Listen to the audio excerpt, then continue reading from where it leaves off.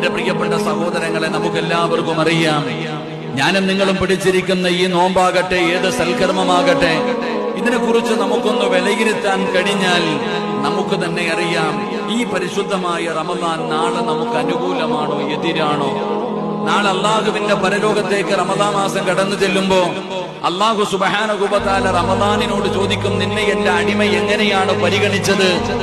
ആ സമയത്ത് റമദാൻ അള്ളാഹുവിനോട് പറയും, പടച്ചവനെ, എന്നെ ഇന്ന രീതിയിൽ പരിഗണിച്ചു, ഞാൻ പോയപ്പോൾ വല്ലാത്ത സ്വീകരണമായിരുന്നു, ഇവന്റെ ഹൃദയത്തിന്റെ ഉള്ളറകളിൽ എനിക്ക് ഇവൻ സ്ഥാനം തന്നു, പടച്ചവനെ നോമ്പ് പിടിച്ചു, തറാവീഹ് നിസ്കരിച്ചു, അങ്ങനെ ദിക്റുകളും ഖുർആനുകളുമായി സദഖകളുമായി ഒരുപാട് സൽക്കർമ്മങ്ങൾ ചെയ്തുകൊണ്ട് ഇവൻ എന്നെ ആദരിച്ചു, എന്നെ ബഹുമാനിച്ചു, എന്നെ പരിഗണിച്ചു.